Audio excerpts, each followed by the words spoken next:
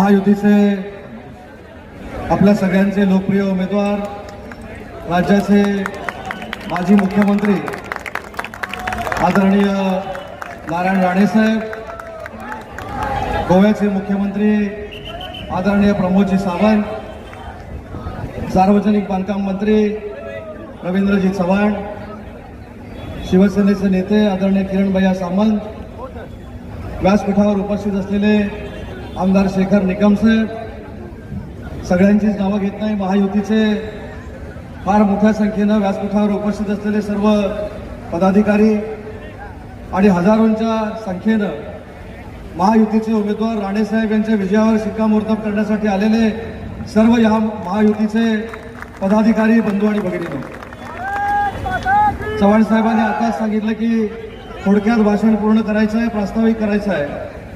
चव्हाण साहेबांना रत्नागिरी जिल्ह्याच्या वतीनं आणि समस्त शिवसेनेच्या वतीनं शब्द देतो, कमी बोलू पण जास्त काम करून दाखवू. आणि राणे साहेबांना मगाशी जठार साहेब तुमचा वाढदिवस आहे, तुम्हाला देखील मनापासून शुभेच्छा देतो. तुमचं वय फक्त कोणाला सांगत नाही, तुम्हाला देखील मनापासून शुभेच्छा. पण तुम्ही जे सांगितलं की 400 पार आपण करणार आहोत, आमच्या शिवसेनेच्या वतीनं राणे साहेबांना शब्द आहे, या 400 पार मध्ये राणे साहेब फार मोठ्या मताधिक्यानं असतील, हा शब्द या कार्यक्रमाच्या निमित्तानं घेतो.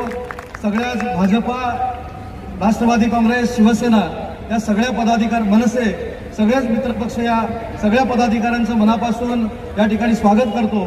आणि जाता जाता एकच महत्त्वाची गोष्ट सांगतो की शिवसेनेमार्फत आमचे एकमतानं निवडलेले उमेदवार किरणभैया सामंत हे शिवसेनेचे उमेदवार म्हणून इच्छुक होते, परंतु काल ज्यावेळी महायुतीचा उमेदवार जाहीर झाला त्या दिवसापासून शिवसेना म्हणून आम्ही कामाला लागलेले आहोत आणि महायुतीचा उमेदवार राणे साहेबांना फार मोठ्या मताधिक्यानं शिवसेनेच्या माध्यमातून नक्की लोकसभेमध्ये पाठवू हा शब्द देतो आणि थांबतो. जय हिंद, जय महाराष्ट्र.